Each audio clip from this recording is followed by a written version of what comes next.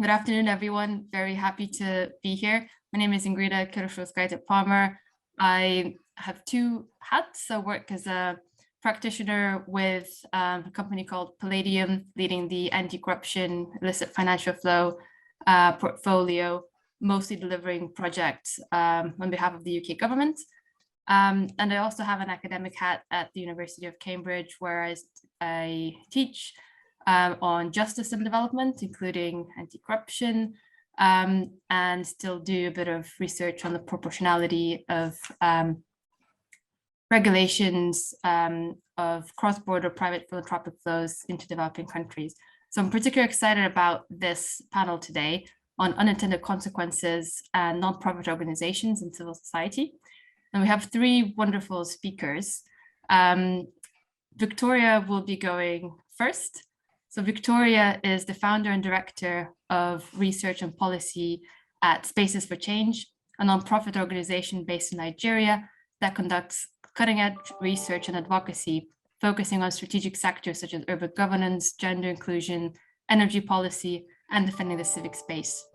She's a 2016 Desmond Tutu Fellow and a 2015 Harvard University alumni. And in her 15 years of legal career and involvement in social and economic rights, research, and advocacy, she has traversed 4 continents, so Africa, Europe, North America, and South America, leading research investigations, documenting and exposing human rights violations, formulating and analyzing social and economic policy at national, regional, and international levels.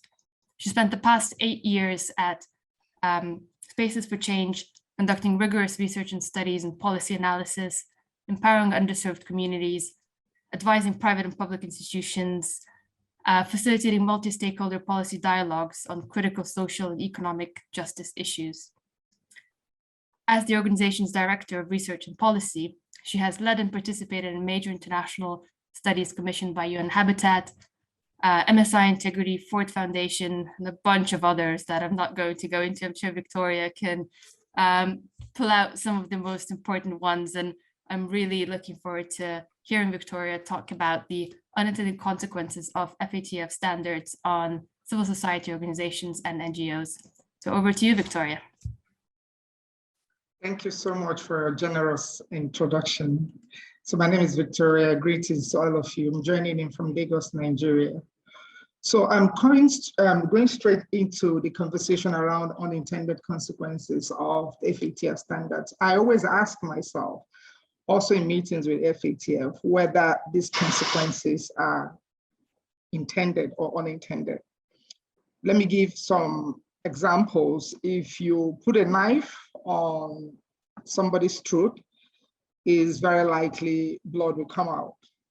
If you fire somebody at close range, it's very likely the person will die. If you throw something from a height, it's very likely it's going to drop down. So do you still go around and describe it as an unintended consequence? That is a very big conversation about how the pressures that civil society organizations are facing. So I will draw a lot of examples from Nigeria, where FATF has inspired most of the, not just anti-money laundering, but countering financing of terrorism regimes in the country. So in Nigeria, both money laundering and countering financing of terrorism, they go together. The legal frameworks are almost uniform, and they most of all of them, for the most part, derive inspiration from the regulations and norms set by the Financial Action Task Force. So the primary regulation for money laundering in Nigeria is the Money Laundering Prohibition Act, and it has been amended quite a couple of times to strengthen the framework for combating money laundering and corruption in Nigeria, and also in response to a lot of international regulatory requirements.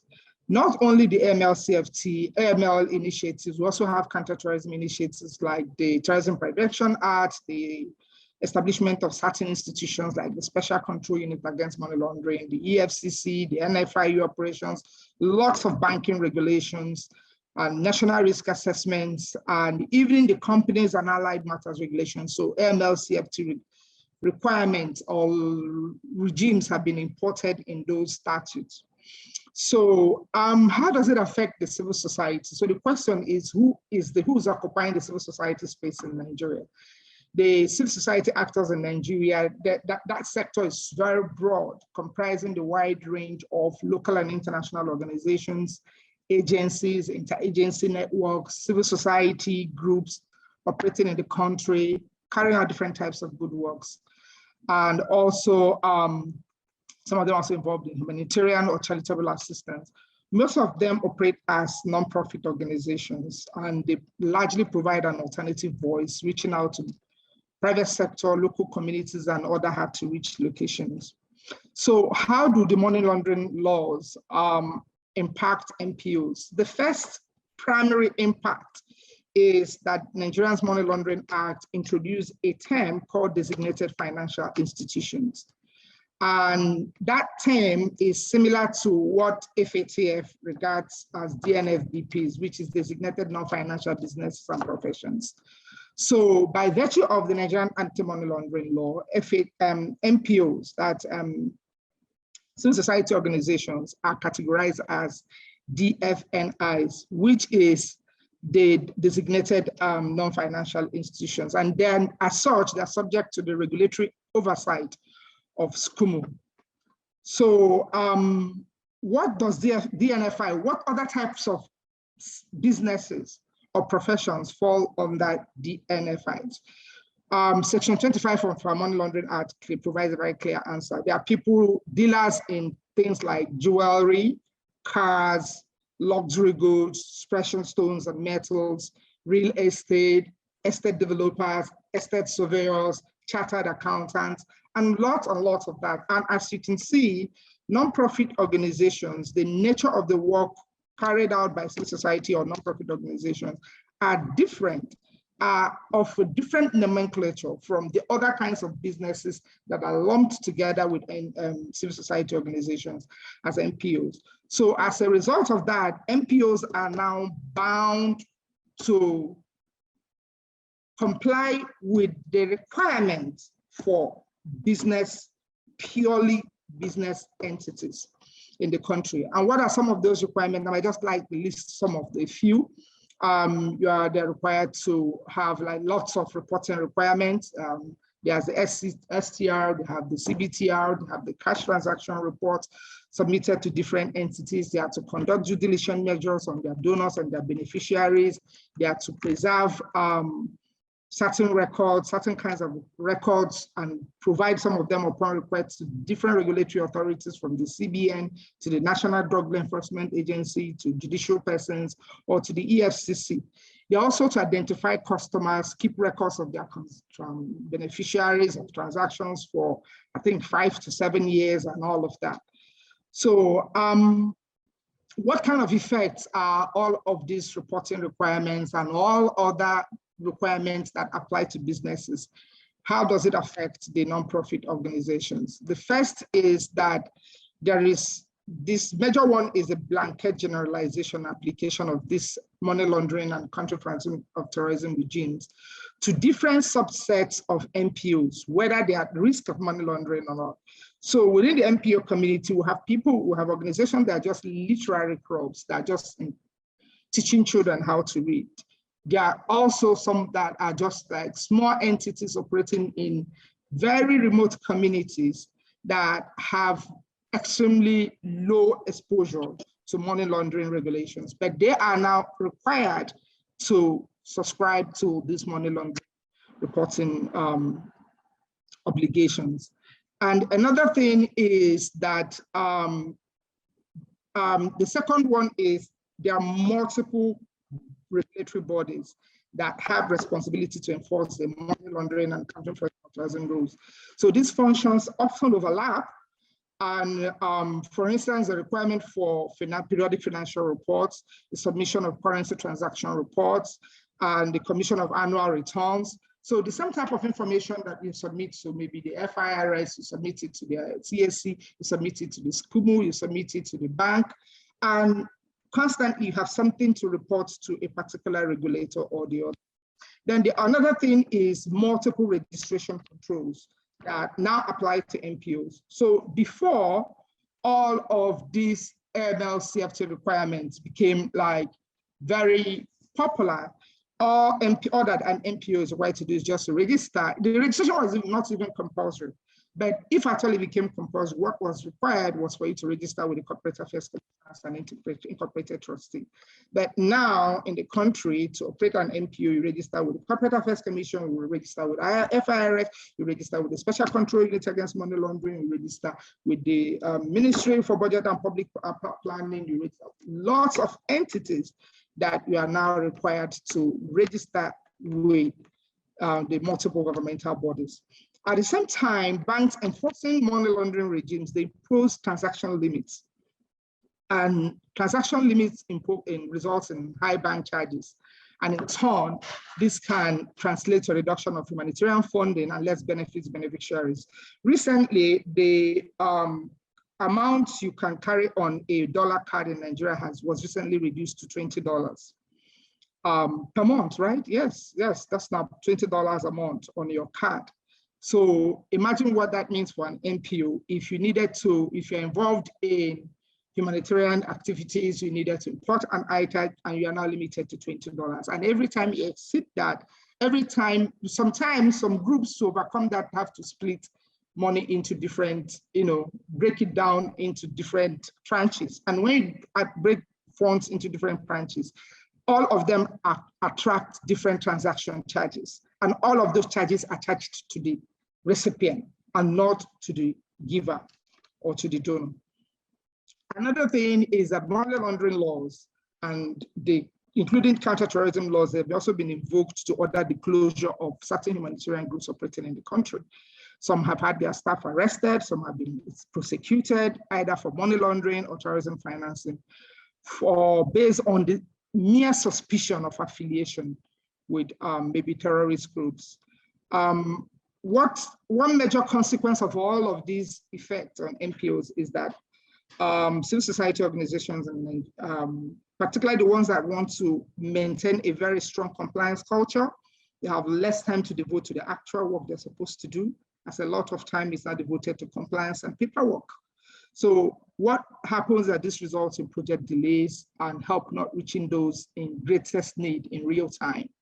Adherence to the multiple compliance obligations, it tilts towards overregulation and has a chilling effect, especially for smaller entities that do not have the resources to be able to meet with most of these compliance obligations. So it is not all bad news. It's not all bad news in Nigeria. So what's the good news? The good news is the organization I work for, Spaces for Change, we have been leading a lot of research around money laundering and terrorism financing regimes and whether or not those laws should even apply to civil society sector. And if they should apply, what are the requirements? And that is where probably the misapplication. I rarely use unintended consequences. I call it misapplication of the standards. So that is where they come in. FATF requires, out of 49 FATF recommendations, there's only recommendation 8 that applies to civil society organizations called non-profit under the FATF recommendation 8. So there is a requirement for a risk-based approach. So what it means that if you're applying money laundering or terrorism financing in particular, it needs to be risk-based. There needs to be an assessment of the type of civil society organizations that are at risk and regulations applied only to those at risk. I think FATF frowns at crafting blanket legislation aimed at the entire universe of MPOs or civil society groups operating in any particular country. So our research has demonstrated to government that there has been a misapplication, and fortunately and thankfully, the government has listened to that advice, and based on evidence that there has been some gaps in the implementation and application of some of those regimes. So currently, the country is conducting what is called a standalone risk assessment of the MPO sector. And the essence of that exercise is to make that clear identification of MPOs at risk so that money laundering and country financing of terrorism regimes will be applied only to those subsets that have been identified to be at risk. What that we do is to take away blanket legislation and blanket generalization. And, that is currently the practice. And secondly, another good outcome of that risk assessment exercise going on now is that previous assessment, particularly the one that took place in 2016, it happened with minimal or no NPO sector participation. But now, civil society groups in the non-country are now taking part, having an opportunity to have their say in how those policies, money laundering and countering terrorism policies are being framed, especially policies that I will apply to the sector. And we regard this as a major victory. We regard this as a major pushback for the government to heed evidence that some misapplication has happened and there is need for a reversal. We hope that this will lay the foundation for a new national money laundering and countering of terrorism architecture that is designed with the inclusion of NPOs and addresses the needs of the sector and that are risk-based, that are targeted, that are fit for purpose, and proportionate to the terrorism financing risk and threats identified within the sector. So, and finally, I would say that we hope that some of the new interesting opportunities and hopeful trends we are seeing in the country, it will help the country to also achieve Nigeria currently has a non-compliant rating on R8. So we hope to achieve a reversal of the negative rating that the country is having. And at the same time, having a new climate that will not restrict the freedom of association, assembly, or shrink the civic space in the country. So let me stop here. I'll be happy to answer some questions. Thank you very much. That's a very kind of comprehensive and enlightening overview. I think there's a lot in there that we'll want to unpack and ask you about, but perhaps we could keep the questions till after all the panelists have spoken and then have a discussion with all of us.